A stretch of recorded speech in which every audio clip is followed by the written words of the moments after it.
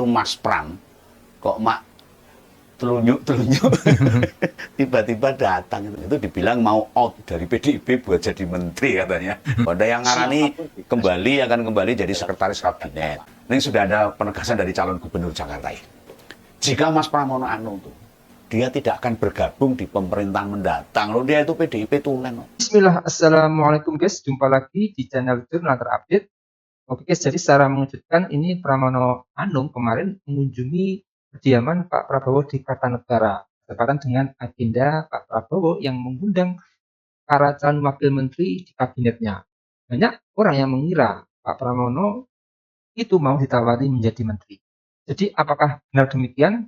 Untuk lebih jelasnya langsung saja kita simak bersama-sama video ini. Bismillah. Dalam politik itu, pertemuan dua tokoh saja itu bisa memberi dampak analisis yang macam-macam. Bisa dari beberapa sudut pandang. Dan belum lama ini, itu Mas Pram, kok mak telunjuk-telunjuk, tiba-tiba datang itu. Meli teko itu, ikut datang di Kertanegara, rumah pribadi Pak Prabowo. Nah, di sela-sela pemanggilan calon pejabat negara, itu dia muncul. Makanya medsos terus rame. Ya, kira apa ini guys? Menurut DKJ tiba-tiba mak bedunduk datang ini. Riuh, berisik tentang kehadiran Mas Pram atau Pramono Anung. Itu dibilang mau out dari PDIP buat jadi menteri katanya. Ada yang ngabarin gitu itu. Oh, apa-apa. Ada yang nyebut, ada yang deal-deal barulah sama Pak Prabowo. Ada yang ngarani akan kembali jadi sekretaris kabinet. Ada yang nyebut Pak Prabowo dukung dia di Pilgub DKI. Banyak itu. Ya dari sudut pandang macam-macam itu namanya politik kok. Ya, wes pokoknya banyak banget. Itu di boleh saja guys. Bukan di dunia nyata. Kemungkinan. Ya. Kalau mau komentar ya, ben kayak di wedangan ini pating celebung itu biasa itu. Biasa itu. Namanya juga nggak bayar, ngomong orang bayar. Yang penting tidak memfitnah aja lah. Orang dihukum beri komentar. Makanya orang pada mengait-ngaitkan peristiwa ini dengan kondisi politik ke depan.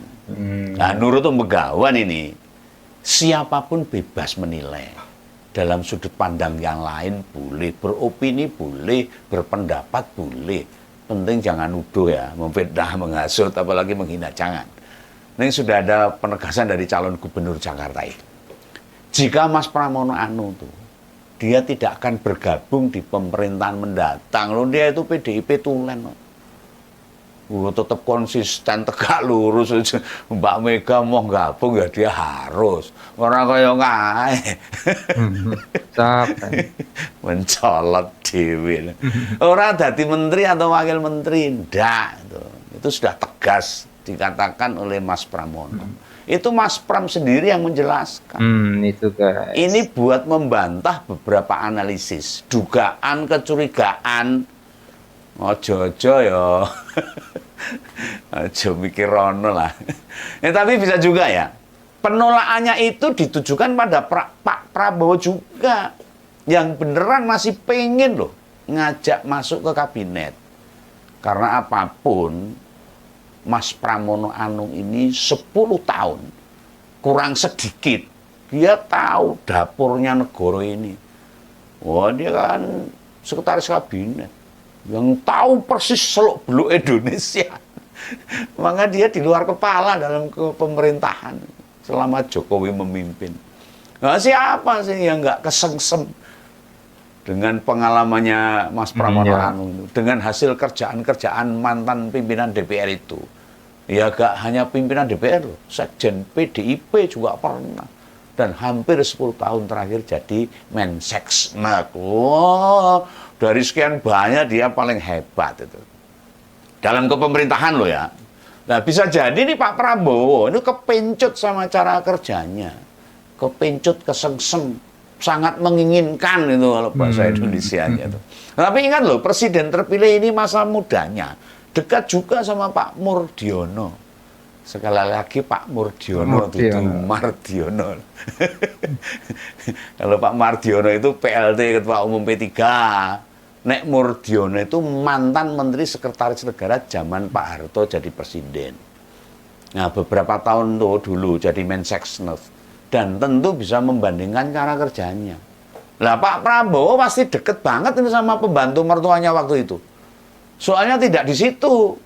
Perkaranya bukan tentang ingat Pak Murdiono atau tidak.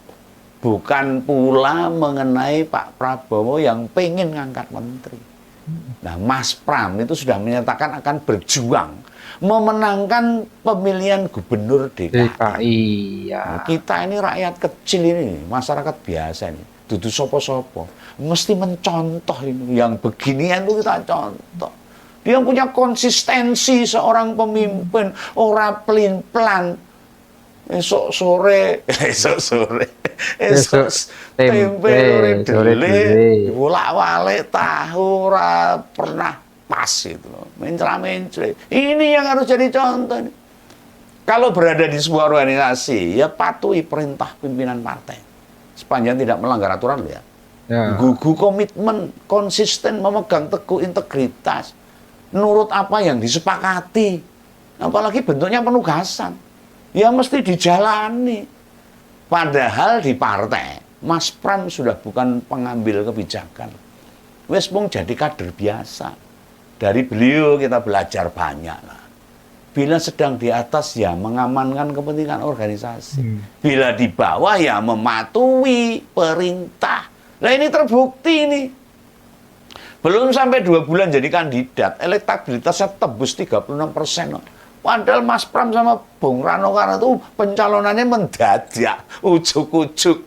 Ketika MK memutuskan perubahan jumlah persentase dukungan itu jadi 7% itu. Beleng. Lah kenapa simpati atau rakyat Jakarta mudah beralih pada pasangan Bang Dul ini? Pasangan Mas Pram dan Bang Dul ini kan yo gak nyebar bansos, orang nyebar amplop, ngasih beras sembako, enggak itu, atau sejenisnya. Nah, naiknya elektabilitas ini bukan berkat survei bayaran loh, survei abal-abal enggak. Survei lembaga yang tidak kredibel, oh bukan. Buktinya banyak loh, komunitas atau kelompok warga yang terang-terangan mendukung mereka. Apa mereka menerima bayaran? Apa mereka dijanjikan jabatan? Apa mereka ditawari suatu? Enggak akan. Ngompolnya sudah pada tahu itu. Komunitas atau kelompok yang gabung ke Mas Pram dan Bang Dul itu ada anak abah. Tahu anak abah atau pendukungnya Bang Anies Baswedan atau Forkabi namanya itu. Ada FBR atau Forum Betawi Rempuk. Ada Ahoker. Ada komunitas Tionghoa, ada komunitas Warteg. Komunitas PKL, oh sembarang ngalir ikut Mas Pram sama Bang Dul. Apalagi artis-artis itu. Bang Dul itu menjadi sebuah cermin dari keartisannya di Sidul zamannya dulu, spektakuler mendunia itu semua kenal Rano Karno.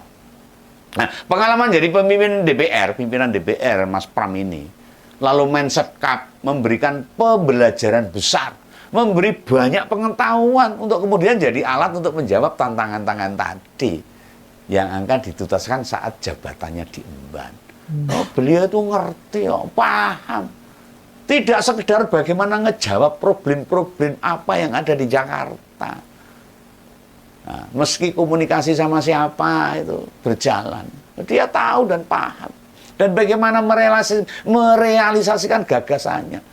Yang disampaikan alumnus ITB ini tidak berhenti pada hal-hal yang sulit yang dipahami loh, atau nggak dimengerti warga Jakarta loh, melainkan sesuatu yang sederhana itu ya dijawab, yang simple, orang jelimet, orang rumit. Kelebihan ini ya tentu nggak mudah ditiru sama kandidat lain. Pengalamannya seabrek-abrek kok ini. Kayak Kang Emil dan Pak Darmo Pangrekyun, ya levelnya beda lah sama Mas Pram itu. Nah, keputusannya ada di warga Jakarta ini untuk memilih Mas Pram dan Bang Rano Karno, Bang Dul ini. Ya. Pilih sembako atau pemimpin yang mau mendengar suara rakyat. Semono wae carane. Nek hanya buat punya jabatan, memiliki kekuasaan, Bengawan Camin, gak levelnya Mas Pram lah. Dia juga gak mikir bagaimana masa depan anak-anaknya, gak nyarikan pekerjaan anak-anaknya. Nah, mereka punya jalannya sendiri-sendiri ya. Bapaknya gak perlu cawe-cawe nyariin kerjaan. Sibuk boleh ke jabatan, bingung. Termasuk cara menang di Jakarta, tidak akan ditempuh dengan cara-cara yang tidak benar atau tidak baik. Oke guys, jadi sudah jelas ya guys, di kedatangan calon gubernur Jakarta nomor urut 3 Pramono Anung di rumah Bapak Prabowo tentu memunculkan tanda tanya besar sebelumnya. Asalnya kedatangan Pak Pramono itu bersamaan dengan momen kehadiran 49 tokoh yang dipanggil Pak Prabowo untuk menjadi menteri dalam kabinetnya. Tentunya kehadiran Pak Pramono itu memunculkan berbagai spekulasi serta pertanyaan. Apakah Partai PDIP kedepannya akan berkoalisi atau justru akan beroposisi? Jadi setelah berkembang informasi yang simpang siur tentang kedatangan Pak Pramono Anung, kediaman Pak Prabowo akhirnya misteri itu terkuak, bukan untuk urusan masuk kabinet ataupun menolak tawaran menjadi menteri Pak Prabowo. Juru bicara PDIP Ciko Hakim berujar kedatangan Pramono ke Kertanegara itu untuk membawa pesan dari Bu Mega. Puan Maharani pun juga senada mengatakan kedatangan Pramono Anung juga untuk membawa pesan dari Ketua Umum PDIP, Ibu Megawati Soekarno Putri. Sementara itu, Pramono Anung sendiri menyebut dirinya juga sempat meminta doa restu untuk maju Pilkada Jakarta 2024 saat bertemu dengan Pak Prabowo di Kertanegara. Jadi mungkin itu guys yang bisa saya jelaskan untuk video kali ini. Bagaimana menurut kalian soal video ini? Tulis komentarnya di bawah ini ya guys. Saya izin pamit dulu. Wassalamualaikum warahmatullahi wabarakatuh.